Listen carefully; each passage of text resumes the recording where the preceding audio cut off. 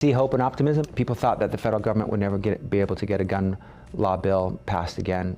They got one done in the last year. For a case to be brought to go in front of one of those judges and to have an outcome similar to what we've seen in the past. Far-reaching gun law in the history of the world, it is not.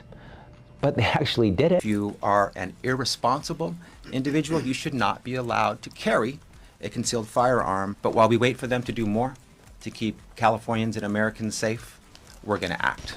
New to a law. A California federal judge has ruled in favor of our plaintiffs. The judge issued a permanent injunction against the state.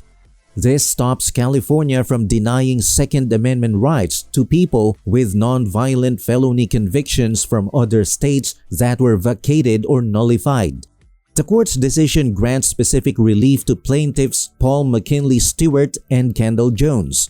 They sued Rob Bonta, the California Attorney General, and Alison Mendoza, the Director of the California Department of Justice Bureau of Firearms. The court's order prevents Bonta, Mendoza, and their associates from prohibiting Stewart and Jones from owning or possessing firearms and ammunition based on their past felony convictions that were later dismissed or vacated. For Paul McKinley Stewart, the court stops Bonta and Mendoza from using California Penal Codes 29800 and 3305 to deny him the right to own or possess firearms and ammunition. Their legal analysis is poor, their conclusions are misguided, their outcomes are dangerous. And that is a problem. See hope and optimism. People thought that the federal government would never be able to get a gun law bill passed again. They got one done in the last year. For a case to be brought to go in front of one of those judges and to have an outcome similar to what we've seen in the past. Far-reaching gun law in the history of the world, it is not. But they actually did it. Every one of these mass shootings, every one of these tragedies deserves action. And sometimes elected officials will act and sometimes they won't. We're proactive. We're preventing. We know what's possible. We know it'll happen again if we don't do something. Stewart's 1976 felony conviction for burglary in Arizona was vacated, making the restriction invalid. Similarly, the court stops the defendants from using California Penal Codes 29800 and 3305 against Kendall Jones. Jones's 1980 felony conviction for credit card abuse in Texas was also vacated. The court also prevents the defendants from denying Jones a certificate of eligibility under California Penal Code 26710, necessary to purchase firearms in California. This order ensures Stewart and Jones' rights are not infringed upon due to vacated convictions. It makes clear that California cannot use these dismissed convictions to deny their firearm rights. The court will oversee the enforcement of this order, ensuring that Stewart and Jones' rights remain protected. Gun violence is truly America's disease. We choose to change the trajectory of where we've been and to end the gun violence epidemic. Nearly 140,000 Americans who have died from gun violence would still be with us today. It is a direct result of our nation-leading common sense, data-driven gun laws and prevention policies that are intentional. The ruling has significant legal implications. It stresses that once a conviction is dismissed or vacated, the individual should not face penalties or restrictions based on that conviction. The principle is crucial in restoring the individual's rights and status. The order specifically names Rob Bonta and Alison Mendoza along with their subordinates to ensure full compliance. This broad inclusion ensures that all levels of the California Department of Justice adhere to the injunction. The order is permanent, indicating the court's intention for a lasting solution. By retaining jurisdiction, the court can address any future disputes or attempts to bypass the injunction. This ensures ongoing protection of Stewart and Jones' rights according to the court's ruling. Safety in our communities needs to be different. It needs to be tailored strategies to create peace and safety that our communities deserve. Every day, including when the cameras aren't on and no one's looking, to fight for the safety of Californians and take common sense steps that we know will save lives. Internationally unique tragedy and epidemic when it comes to gun violence. Only here do gun violence tragedies happen as frequently as they do. With this legislation I'm proud to sponsor, we will strengthen the concealed carry weapon laws in the state of California and the federal government to do their part, to act. And let me be clear, they must act. But while we wait for them to do more to keep Californians and Americans safe, we're going to act. San Diego federal lawsuit. A nonprofit advocating for gun rights, along with 3 individuals from Pennsylvania, Idaho, and New Mexico, filed a lawsuit in federal court in San Diego. They are challenging a California law that mostly prohibits non-residents from owning firearms. The lawsuit claims the law violates the 2nd and 14th Amendments. It argues the regulation is unconstitutionally restrictive because it stops the plaintiffs who have concealed carry permits in their home states from possessing guns in California. The plaintiffs state that just as their First Amendment rights to religious liberty and free expression and their Fourth Amendment rights against arbitrary government intrusion remain intact across state lines, so too should their Second Amendment rights. They argue they do not give up the rights guaranteed by the Second Amendment just because they leave their home state. No response was received from the Office of State Attorney General Rob Bonta, who is the defendant in this case. Historically, Bonta's office has strongly defended California's gun regulations.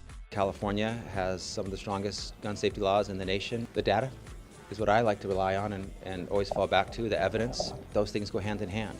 We have one of the lowest firearm mortality rates in the nation because we have some of the strongest gun laws in the nation. Decades ago, we had one of the highest firearm mortality rates, and then we started strengthening our laws. And if you give everyone a CCW without discretion, there will be more people who are not law-abiding and more dangerous who will get a CCW who can commit a crime. The data does show that those with CCWs in the past across different states have committed crimes. This legal battle is now focused on San Diego.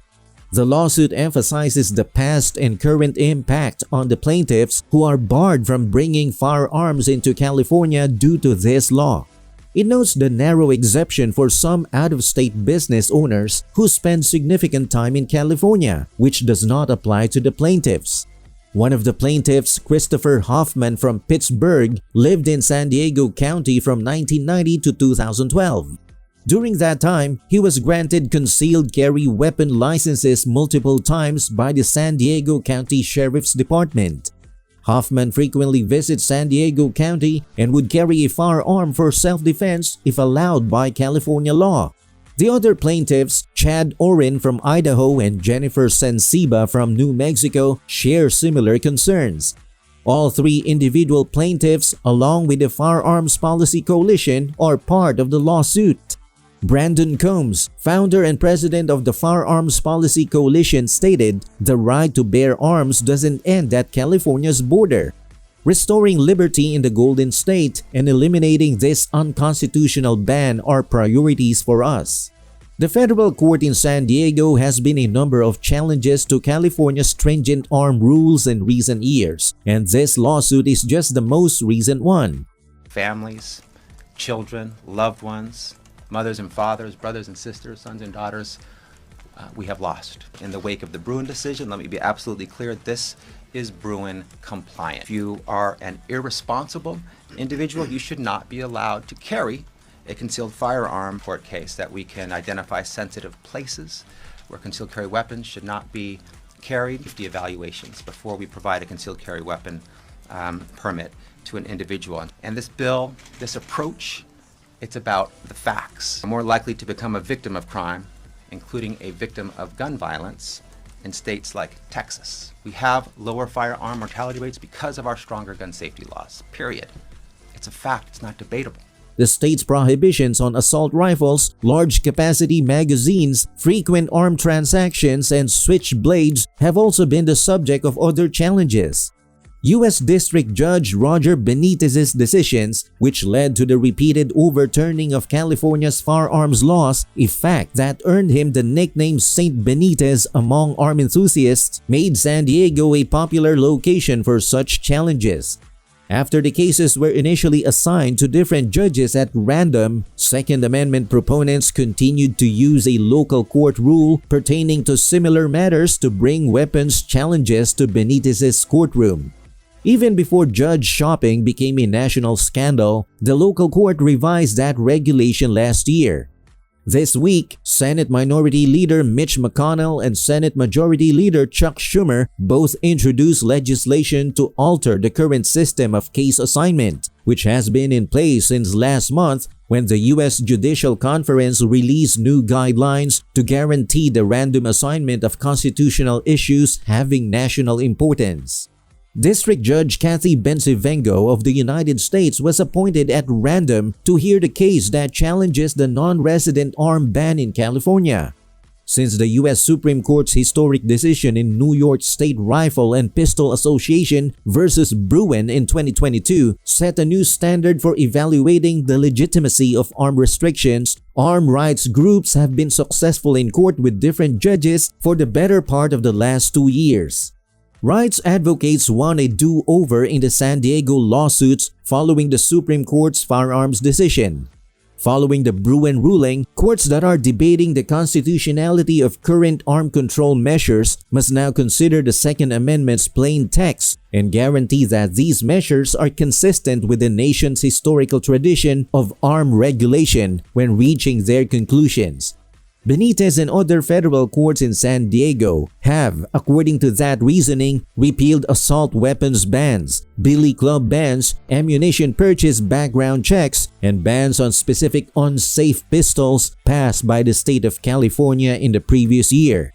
The decisions in question are all currently being appealed to the 9th U.S. Circuit. In the face of our gun violence crisis, we have a choice. We're going further, we're leaning in, we're going to save more lives. Do we do what many states across this country have done, which is put your head in the sand? Do we act? Do we push? Do we do?